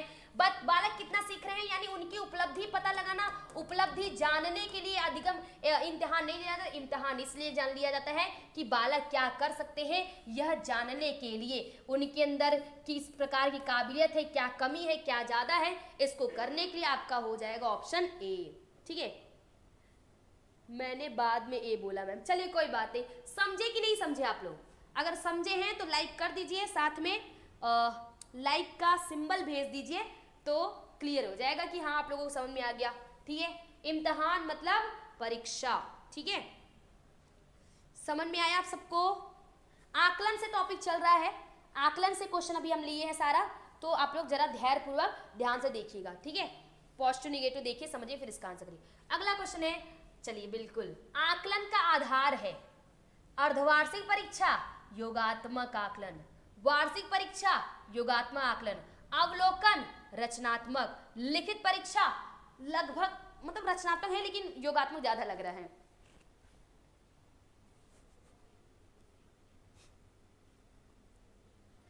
चलिए ऐसा नहीं भाई, सब सीख रहे हैं, सब सीख रहे हैं। चलिए बहुत बढ़िया, Udaan my dreams, okay Sangeeta ma'am ji, Shubham ji, चलिए आंसर करिए। 22 का सबका आंसर आ चुका है, रुझान आ चुका है आप लोगों का। और बारिश में आप लोग अपना ध्यान रखिए भाई, अपने तबीयत को एकदम अच्छे से रखिए, तभी पढ़ाई अच्छे से हो पाएगी, ठीक है। हेल्थ को अपने जरूर कॉन्शियस में रह के काम करिएगा आप लोग, ठीक है। 22 का सी, ओके, दैट इज करेक्ट है। आकलन का आधार अर्धवार्षिक परीक्षा, वार्षिक परीक्षा, लिखित परीक्षा नहीं होनी चाहिए। आकलन का अधिकार अवलोकन हो चाहिए। अवलोकन एक प्रकार का रचनात्मक में आ जाएगा, यानी आप बच्चा जब कर रहा है, जब एक्टिविटी कर रहा है, जो अधिगम कर रहा है, उसी दौरान आप देखिए ना कि उसने कैसा किया है, तुरंत वाली चीज सबसे बेटर होती है कक्षा के लिए, तो ऑप्शन सी हो जाएगा करेक्ट आंसर। क्या हो जाएगा? ऑब्जर्वेशन यानी अवलोकन, ठीक है। क्या हो जाएगा? ऑब्जर्वेशन यानी अवलोकन। अगले क्वेश्चन की तरफ बढ़ते हैं, बहुत बढ़िया, ठीक है। अगला क्वेश्चन 23, सीखने सिखाने की प्रक्रिया के साथ चलने वाला मूल्यांकन कौन सा है भाई? इसको पहले बोलते क्या है, जरा कमेंट करके बताइए। सीखने सिखाने की प्रक्रिया के साथ चलने वाला मूल्यांकन, ये कौन सा इवैल्यूएशन है भाई? बताइए, अभी तो बताया गया, तो बताइए। कक्षा में डर का माहौल बनाता है, बच्चे डर जाते हैं इस प्रकार के मूल्यांकन से। सीखने व सिखाने वाले की क्षमताओं और कमजोरियों के बारे में जानकारी देता है। डायग्नोस्टिक्स, निदान निदान निदान निदान, ठीक है, ये क्या है? निदानात्मक, ओके। बच्चों को होशियार, औसत आदि नाम से संबोधित करने के लिए, ये तो वर्गीकरण करना हो गया ना, और वर्गीकरण करना हमारे मनोविज्ञान में एकदम मनाही है। बालकों को चिंतित करता है, परेशान करता है। 23 नंबर क्वेश्चन जी, एज लर्निंग, भूपेश्वर जी, एज लर्निंग नहीं हो जाएगा। एज लर्निंग बच्चे स्वयं का मूल्यांकन करते हैं, ठीक है। Assessment for learning, for learning होगा, ठीक है, फॉर लर्निंग, अधिगम के लिए आकलन। रचनात्मक, जी बिल्कुल, रचनात्मक फॉर्मेटिव असेसमेंट है, ये वर्ष में 4 बार सीबीएसई चलाती है। अगर आपके घर में बच्चे होंगे सीबीएसई बोर्ड के, तो वो कहते होंगे कि FA1 है, FA2 है, FA3 है, FA4 है, ठीक है। तो बेसिकली क्या है? सीखने सिखाने की प्रक्रिया के साथ चलने वाला मूल्यांकन, यानी ये रचनात्मक है, ठीक है, और ये अधिगम के लिए आकलन है। यह सीखने सिखाने वाले की क्षमताओं और कमजोरियों के बारे में जानकारी देता है, और क्योंकि जानकारी यानी पता लगाते हैं कहाँ पे कमी है, यानी निदान यानी कारण, और फिर इसी में ही आपका क्या होगा? आपका रेमेडियल यानी उपचार होगा। तो ऑप्शन बी हो जाएगा करेक्ट आंसर, जैसा कि आप लोग बता रहे हैं जी। राम कुमार जी, संतोष जी, सत्यवती जी, विंग्स गैलरी, बहुत बढ़िया, करेक्ट है, ठीक है। समझ में आ रहा है सबको? असेसमेंट फॉर लर्निंग, ठीक है, क्या हो जाएगा? Assessment for learning. अगले क्वेश्चन की तरफ बढ़ते हैं। बच्चों के आकलन में चुनी गई गतिविधियां होनी चाहिए, यानी अगर बच्चों का आकलन कर रहे हैं तो आप जो एक्टिविटी करा रहे हैं, एक्टिविटी जो आप चुनेंगे वो कैसी होनी चाहिए? प्राथमिक स्तर पर बालकों को मूर्त अनुभव में संलिप्त करने वाले, ये तो 110% पॉजिटिव हो जाएगा। जब प्राथमिक स्तर की बात आती है, मूर्त की बात आती है, तो एनसीएफ में भी तो यही बोला गया है, मूर्त से अमूर्त, कॉन्क्रीट टू एब्स्ट्रैक्ट, यानी बच्चों को मूर्त अनुभव में संलिप्त करना, यानी वो जो चीज जानते हैं उससे आप उनको एक तरह से इंगेज करिए। आकलन के लिए कोई भी एक विधि पर्याप्त होती है, ऐसा बोलना है। बालकों को पूर्वाग्रह पर आधारित गतिविधियों का चयन, पूर्वाग्रह पे भाई, पूर्वाग्रह मतलब ऐसी अवधारणा, ऐसी चीजें बहुत पहले चली आ रही जिसका वास्तविकता से कोई लेना देना नहीं होता। एक उत्तर को प्रोत्साहित करने वाली, एक उत्तर को प्रोत्साहित करने वाली, भयंकर निगेटिव वर्ड है। आंसर करिएगा 24 का, बहुत बढ़िया, सब लोग सही जा रहे हैं और सब लोग अच्छा कर रहे हैं, बहुत खुशी हो रही है आप लोगों की, ठीक है, बहुत बढ़िया। और जरा आप लोग अगर क्लास ले रहे हैं, अगर जितने लोग आप लोग शुरू से भी लास्ट तक बने हुए हैं, बहुत अच्छी बात है, आप लोग की तैयारी बहुत बेहतरीन हो रही है जी। देवेंद्र मैम बहुत बढ़िया, सुमन जी बहुत बढ़िया, प्रीति मैम करेक्ट है, उड़ान माय ड्रीम्स जी। ए को छोड़कर बाकी सभी भयंकर निगेटिव है कंचन में, तो ऑप्शन ए हो जाएगा करेक्ट आंसर। बाकी बी सी डी को हम एकदम, इनको हम कुछ नहीं कहेंगे, ठीक है, ये अपने घर पे ही जाएं। बी सी डी ये हमारे मनोविज्ञान से रिलेट नहीं करते हैं भाई, इनको हम लोग नहीं पूछेंगे, ठीक है, इनको हम लोग इनकी खातिरदारी नहीं करेंगे। आकलन के बाद बनाई गई रिपोर्ट में होना चाहिए, आपने आकलन किया, आकलन के बाद आप रिपोर्ट बनाएंगे तो रिपोर्ट कैसा होना चाहिए, क्या रिपोर्ट में क्या होना चाहिए, बच्चे कैसे सीखते हैं यह जानने के लिए उनके कामों और संग्रह का प्रदर्शन, यानी बच्चे कैसे सीखे हैं, वो कैसे किए थे, उनका डाटा कलेक्शन हो। पुनर्बलन दिए जाने योग्य पहलू, यानी उसमें आप जो रिपोर्ट बनाएंगे उसमें मोटिवेशन, रीइंफोर्समेंट भी इंक्लूड होना चाहिए, जैसे आप लोग यहाँ पे भी करते हैं लाइक करके। ग्रेड के साथ सीखने के तरीके का उल्लेख, अगर ग्रेडिंग सिस्टम आपके योगात्मक से रिलेटेड, लेकिन ग्रेड के साथ सीखने के तरीके का उल्लेख, देखिए अच्छी बात बोला है, ग्रेड देना निगेटिव, लेकिन ग्रेड के साथ सीखने के तरीके भी उल्लेख कर रहा है। आपको जो ग्रेड दिया है, अगर कम ग्रेड आ रहा है तो आपको अपने आप में क्या इंप्रूवमेंट करना चाहिए, ये भी चीजें उसमें इन्वॉल्व होगी। या उपरोक्त सभी 25 नंबर क्वेश्चन का आंसर दीजिए आप लोग सभी लोग, बहुत बढ़िया। लक्ष्मीकांत जी, नगमा जी, राम कुमार जी, विंग्स गैलरी, विनीत जी बहुत बढ़िया, तारा जी, संगीता जी, नंदिनी जी, शिव कुमार जी करेक्ट है भाई, बिल्कुल। केमिस्ट्री, बायो, वल्लाह, CBW 25 का डी, दुखी क्यों है भाई आप, चलिए 25 का डी।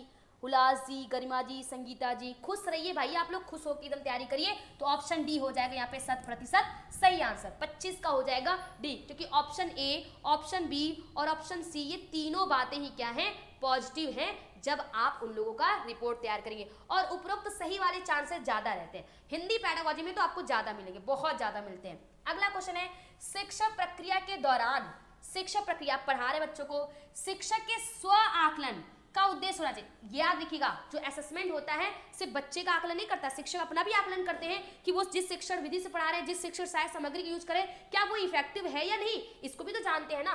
तो यहाँ पे क्या करें, शिक्षा प्रक्रिया के दौरान शिक्षक के स्व आकलन का उद्देश्य होना चाहिए सभी बालकों को गतिविधियों में पूरी तरह शामिल करने का, या ये शिक्षक अपना आकलन करेगा ना कि क्या वो ऐसा कोई कार्य करा रहे हैं, वो ऐसा कार्य करा जिसमें सभी बच्चे इन्वॉल्व हो, 2-4 नहीं सभी, ये तो पॉजिटिव हो गया। बच्चों की रुचि तथा क्षमता को पहचानने के लिए स्वयं आकलन करना जरूरी है, बालकों को उनकी स्तर गति के अनुरूप कार्य देने के लिए, ये भी सही बात है। आंसर करिएगा आप लोग, सभी लोग आंसर करिए।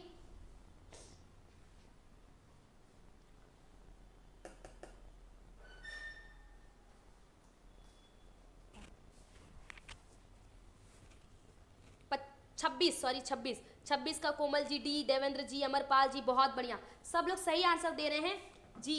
ऑल ऑफ दीज, सभी लोगों ने सही बताया, तो ये सही भी बात सही है, ऑप्शन डी हो जाएगा करेक्ट आंसर, सभी लोगों ने सही आंसर दिया है, बहुत बढ़िया। मिनी जी, संगीता जी बहुत बढ़िया। चलिए अगले क्वेश्चन की तरफ बढ़ते हैं, अगला क्वेश्चन आप ही पढ़िए और आंसर करिएगा फटाफट। 27 नंबर क्वेश्चन का आंसर करिए आप लोग।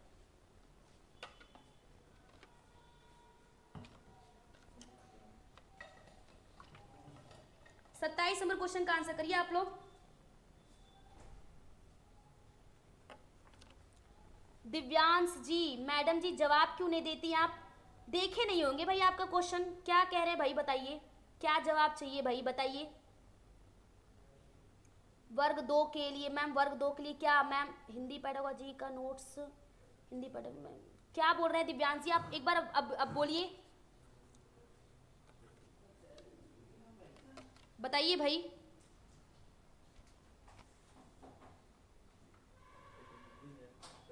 सत्ताईस का डी, सूरज जी। चलिए सभी लोग डी बता रहे हैं। विंग्स गैलरी डी, बहुत बढ़िया।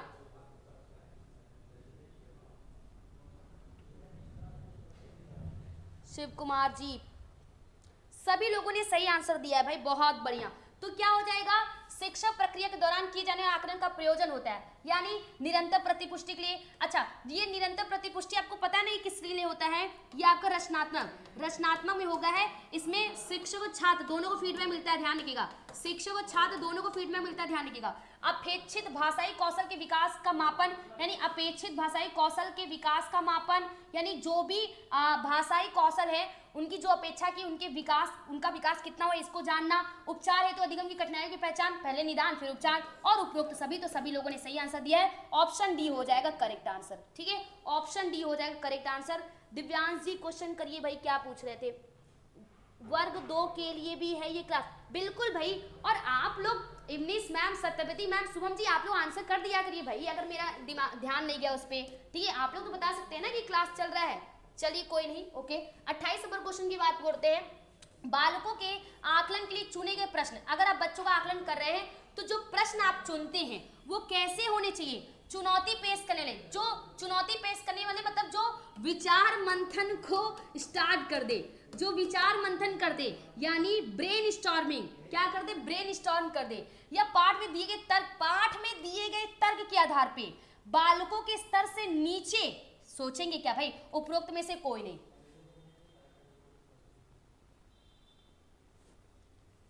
चलिए बिल्कुल मेहरम मैम, नेक्स्ट टाइम से यही करेंगे।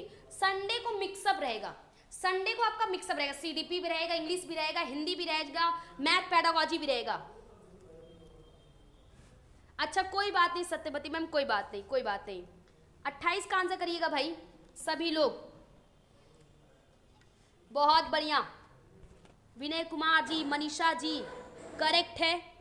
और आप लोग साथ में वीडियो को, ठीक है, चलिए बहुत बढ़िया।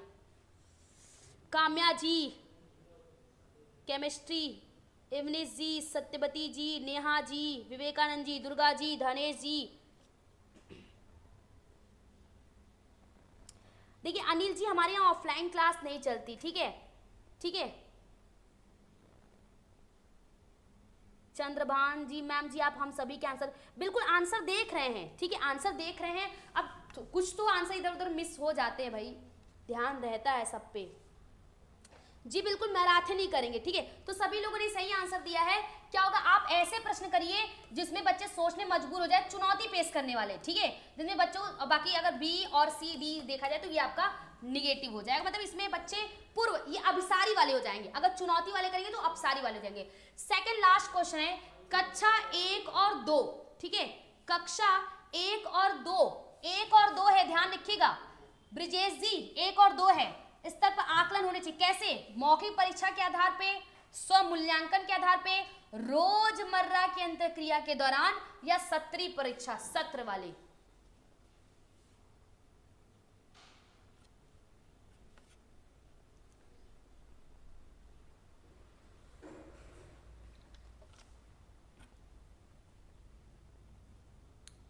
हाँ हो सकता है शुभम जी, थोड़ा सा नेटवर्क इशू होगा उधर साइड, बट यहाँ पे ठीक है जी। नीलू मैम 29 का सी, बहुत बढ़िया भाई। 29 का सी किसकी बात करें, संदर्भ की। जब संदर्भ की बात आती है और छोटे बच्चों से संदर्भ की बात आती है तो वो अपने आप में एकदम ब्रह्मास्त्र होता है, समझिएगा। तो कक्षा 1 और 2 में आकलन अगर आप कर रहे हैं तो उनके रोजमर्रा की अंतःक्रियाओं के दौरान, यानी जो उनके संदर्भ में होगी चीजें, यानी कि दैनिक जीवन से जो रिलेटेड होगी, उसके दौरान अगर आप उनका आकलन करेंगे तो आपको समझ में आएगा। क्योंकि देखिए आप आकलन क्यों कर रहे हैं, ताकि आप बच्चों का निदान और उपचार कर सके। आकलन करने का यही एकमात्र तरीका है, या आकलन करने का एकमात्र उद्देश्य यही होता है कि आप बच्चों का निदान उपचार कर सके, बच्चे त्रुटियां कहाँ करे हैं, अधिगम में गैप कहाँ है, अधिगम में कमी कहाँ है, ये सबकी पहचान करने के लिए। तो ऑप्शन सी हो जाएगा हमारा करेक्ट आंसर, सभी लोगों ने बताया है, बहुत बढ़िया।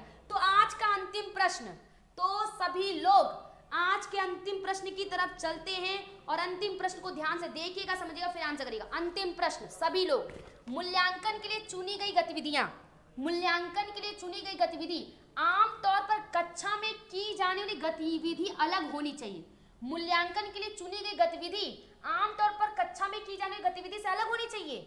ये अलग करने की बात कह रहा है भाई, समझ रहे हैं, ये अलग करने की बात कह रहा है, ध्यान से देखिएगा। फिर आमतौर पर कक्षा में की जाने वाली गतिविधि अलग मगर उसी स्तर तथा उसी किस्म की होनी चाहिए। यहाँ पे थोड़ा सा पॉजिटिव डाल दिया है। सी कह रहे हैं समय समय पर की जाने वाली गतिविधियों जैसे सामूहिक चर्चा गृहकार को आधार बनाने वाली नहीं होनी चाहिए। बोल इतना अच्छा था, बाद में नहीं बोल दिया। औपचारिक, औपचारिक तो नहीं होनी चाहिए, औपचारिक नहीं होनी चाहिए, औपचारिकता नहीं होनी चाहिए। औपचारिक मतलब रटना, दूर रखिएगा अपने आप को औपचारिकता से।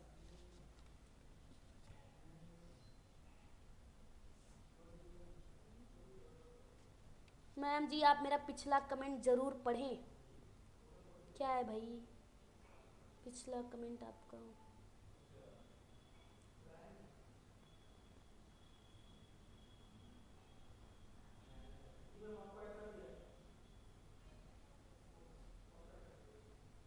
अट्ठाईसवां फिर से बताइए। ओके चलिए, बहुत बढ़िया आंसर करिएगा, बहुत बढ़िया। हिमांशु जी, विवेकानंद जी, संतोष जी, सभी लोग, धानेश जी, संगीता जी, अवशेष जी, नेहा जी, दुर्गा जी, बहुत बढ़िया, सब लोग सही जा रहे हैं भाई।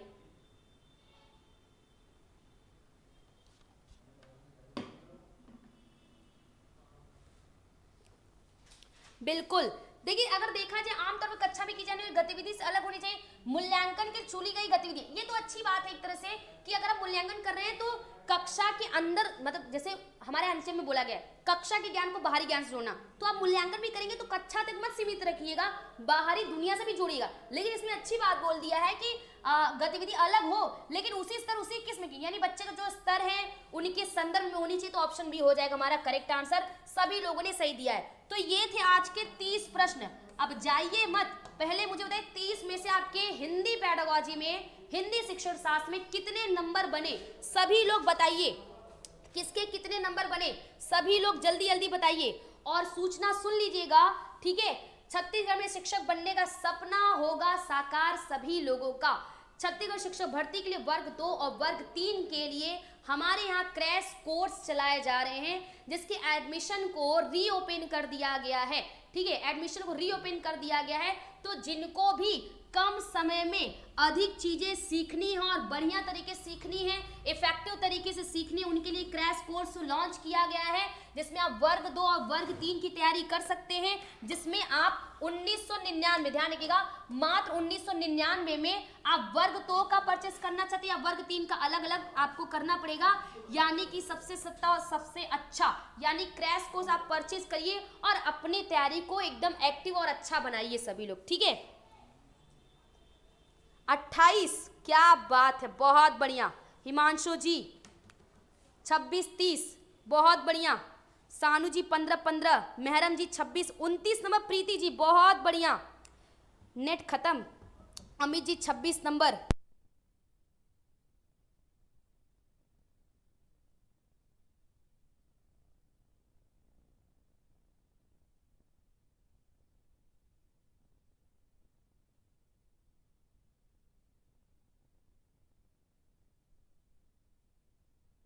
बहुत बढ़िया, सभी लोग अपना नंबर नहीं बता रहे भाई, गलत बात है, आप लोग अपना नंबर जरूर बताएंगे। संगीता में 29 नंबर, बहुत बढ़िया। चलिए देवेंद्र जी 27 नंबर, बहुत बढ़िया। तो देखिए याद रखिएगा, ये जो क्रैश कोर्स लॉन्च किया गया ये ऐसे लोगों के लिए लॉन्च किया गया जिन्होंने अभी तक अपनी, मतलब वो अभी कहीं ज्वाइन नहीं किया है, जिन्होंने अभी वो सोच रहे हैं कहीं पे ज्वाइन करने के लिए, कहाँ पे आपकी तैयारी बेहतर हो सकती है, तो उनके लिए क्रैश कोर्स क्रैश कोर्स यहाँ पे लॉन्च किया गया है। ये याद रखिए, ये क्रैश कोर्स छत्तीसगढ़ शिक्षक भर्ती वर्ग 2 और वर्ग 3 के लिए बूस्टर का काम करेगा आपके लिए, ठीक है। ये आपको निश्चित सिलेक्शन दिलाएगा। तो जिन्हों जो अभी तक कहीं पे भी अगर क्लासेस नहीं स्टार्ट की, ये उनके लिए है कि वो जल्दी से जल्दी वर्ग 2 और वर्ग 3 जिस भी आपको वर्ग की तैयारी करनी है उसके लिए आपको क्रैश कोर्स परचेज करनी चाहिए, जो मात्र 1999। देखिए इस इतने फीस में आपको सारी चीजें प्रोवाइड कराई जाए, लाइव क्लास है, पीडीएफ सब कुछ प्रोवाइड कराया जा रहा है। फीस कम है भाई, फीस पे आप मत जाइएगा, ध्यान से देखिएगा। तो ये आपके लिए बूस्टर का काम करेगा। तो अपने क्लास यानी वर्ग 2 और वर्ग 3 की तैयारी को अगर आप बेहतरीन करना चाहते हैं तो ये क्रैश कोर्स आपके लिए निश्चित ही सफलता दिलाएगा। तो इसको आप लोग जरूर ध्यान में रखिए आप लोग, ठीक है। चलिए 28वां प्रश्न बिल्कुल देख लेते हैं। नहीं, ऐसा नहीं है, ठीक है। ये ऐसे लोगों के लिए जिन्होंने अभी तक कोर्स को परचेज नहीं किया है, जो कम समय में बूस्ट तरीके से अपनी तैयारी करना चाहते हैं, उनके लिए बालकों के आकलन के लिए चुने गए प्रश्न होने चाहिए। तो देखिए चुनौती पेश करने वाले, देखिए ऑप्शन में देखिएगा, अगर हम बात करें चंद्रभान जी, ठीक है, चंद्रभान जी, ओके। तो अगर बात करें बालकों के स्तर से नीचे, अगर आप बच्चों के आकलन के लिए चुने गए, अगर आप बच्चों का आकलन करना चाहते हैं, अगर आप प्रश्न कर रहे हैं तो प्रश्न आपको ऐसे करना है जिसमें बच्चे क्या है, एक तरह से सुने का मतलब कि उस पर सोचे, विचारे, उस पर एक्स्ट्रा दिमाग लगाएं, ब्रेन स्टॉर्म करें, कुछ नया सोचने की करें। तो बालकों के स्तर से नीचे करेंगे तो बच्चा उसमें उतना इंटरेस्ट नहीं लेगा। पाठ में दिए गए तर्क के आधार पर करेंगे, यानी जो बच्चा पाठ में पढ़ा उसके आधार पर करेंगे तो उतना इफेक्टिव नहीं होगा। अगर आप चुनौती पेश करने वाला करेंगे, चुनौती पेश करने वाला मतलब प्रश्न उनके लिए नया होगा, उनके स्तर से थोड़ा ऊपर का होगा, जिसमें बच्चे सोच सकते हैं, विचार कर सकते हैं, यानी विचार मंथन कर सकते हैं, तो ऑप्शन आपका ए हो जाएगा करेक्ट आंसर, ठीक है। समझ में आया? तो ध्यान से देखिएगा, समझिएगा, जानिएगा कि जो अभी तक कहीं पे भी ज्वाइन नहीं किए हैं ऐसे लोग, आपके लिए क्रैश कोर्स लॉन्च कर दिया गया है। तो इसको ध्यान में देखिएगा, समझिएगा और अपनी तैयारी को अच्छे तरीके से करिएगा। और यहाँ पे आपको सारी चीज़ें, लाइव क्लासेस, पीडीएफ सब कुछ आपको प्रोवाइड कराया जाएगा, ठीक है। तो आई होप मेरे द्वारा जानकारी आपको समझ में आई होगी और हिंदी शिक्षण की क्लास भी आपको अच्छी लगी होगी। तो मिलते हैं हम लोग कल की क्लास में, तब तक के लिए सबको धन्यवाद, ठीक है। चलिए ओके, और मैथ की क्लास भी कल से उम्मीद है कि चलने लगेगी, ठीक है।